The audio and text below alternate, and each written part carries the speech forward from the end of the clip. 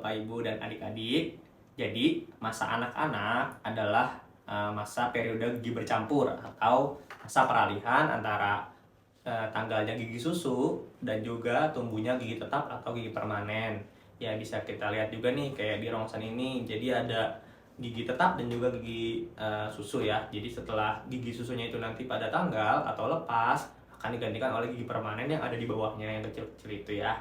Ya, jadi bagaimana perkembangannya sih? Jadi, perkembangan gigi itu diawali dengan pertumbuhan dari rahang atas juga rahang bawah. Jadi, sejak usia kandungan 6 minggu, sudah ada benih gigi sebanyak 10 buah di rahang atas dan 10 buah di rahang bawah.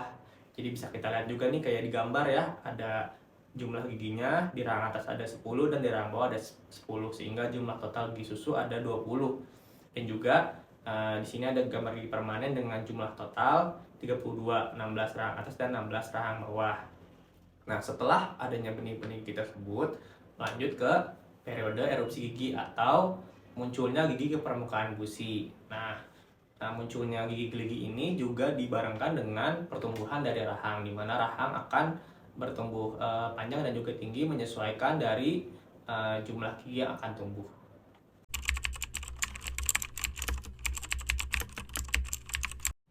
Jadi, waktu erupsi gigi susu atau gigi sulung itu biasanya dimulai pada usia 6 bulan dan sudah lengkap pada usia 2-3 tahun. Dengan jumlah gigi seluruhnya adalah 20 buah gigi, yaitu 10 rahang atas dan 10 gigi di rahang bawah. Ya, seperti gambar yang saya tunjuk ini ya. Jadi, awalnya gigi itu tumbuh diawali dari gigi seri tengah, kemudian yang paling terakhir adalah gigi geraham belakang. Nanti diingat-ingat ya pertumbuhannya seperti ini. Dan kalau sudah di usia di atas 3 tahun tapi giginya belum lengkap atau belum tumbuh semua, itu wajib diperiksakan ke dokter gigi ya, Bapak, Ibu, dan juga adik-adik.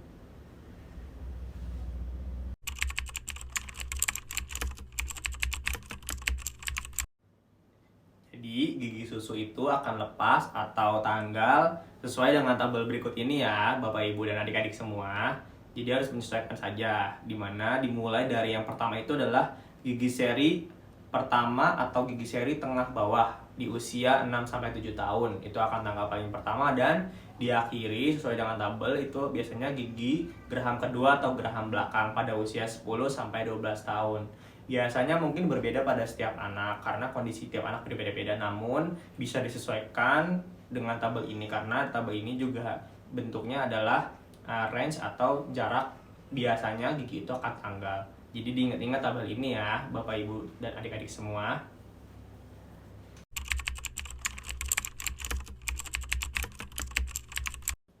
Jadi gigi dewasa atau permanen yang pertama tumbuh adalah gigi geraham, yaitu gigi geraham bawah dan juga atas pada usia 6-7 tahun, yang diikuti gigi seri tengah bawah juga pada usia 6-7 tahun.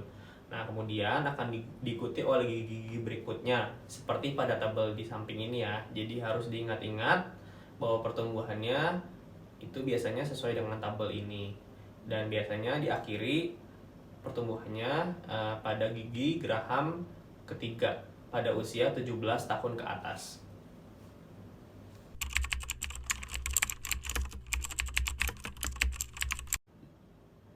Jadi pada kondisi tersebut itu dinamakan persistensi gigi sulung, yaitu kondisi di mana gigi permanen sudah tumbuh tapi gigi susu belum tanggal dan belum goyang sama sekali.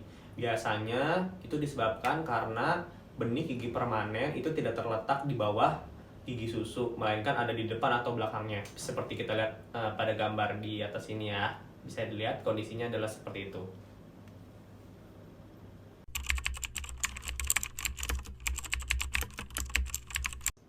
Penyebab dari persistensi gigi itu terdapat berbagai faktor.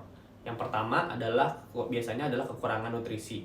Kekurangan nutrisi ini akan memicu terhambatnya resorpsi atau pengeroposan dari akar gigi susu. Kemudian yang kedua adalah gangguan hormonal. Gangguan hormonal yang sering terjadi yang menyebabkan adanya persistensi gigi adalah kekurangan hormon tiroid atau hipotiroidisme. Kemudian yang ketiga adalah malposisi benih gigi permanen atau menyimpangnya arah erupsi dari benih gigi permanen. Biasanya terletak di depan, belakang, kiri, atau kanan dari gigi susu, sehingga gigi susu tidak terresorpsi secara sempurna. Yang keempat adalah infeksi. Infeksi menyebabkan berbagai gangguan seperti kematian gigi, ankilosis, ataupun granuloma yang menyebabkan resorpsi atau pengeroposan akar dan juga terhambatnya pertumbuhan rahang. Yang kelima adalah tingkat pengetahuan dari orang tua. Jadi orang tua yang biasanya kurang mengetahui mengenai tumbuh kembang gigi anak itu biasanya sulit dalam mencegah terjadinya persistensi gigi, karena biasanya baru diperiksakan atau baru dirawat ketika gigi sudah terjadi persistensi, sehingga orang tua sangat penting untuk mengetahui mengenai tumbuh kembang gigi anak untuk mencegah terjadinya persistensi gigi pada anak.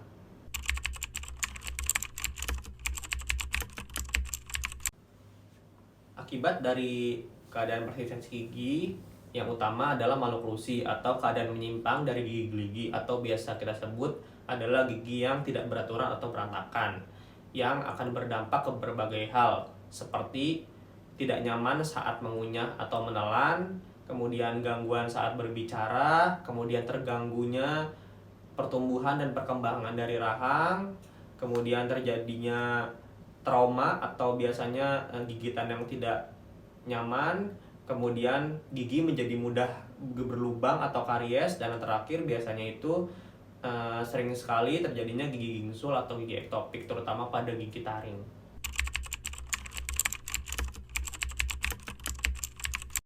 Perawatan pada kasus persistensi gigi adalah dengan pencabutan gigi susu.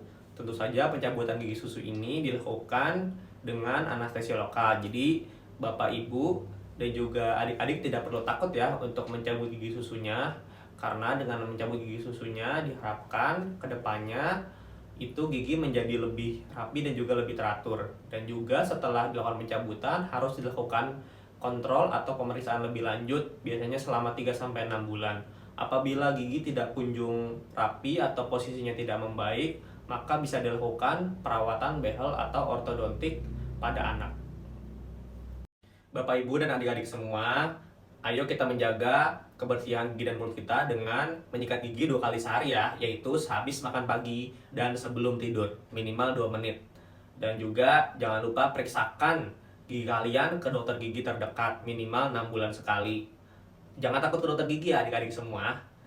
Kalau ada hal yang masih ingin ditanyakan, bisa komentar di bawah. Atau kalau mau ada pertanyaan berikutnya juga bisa, monggo silakan komentar di kolom komentar di bawah. Terima kasih.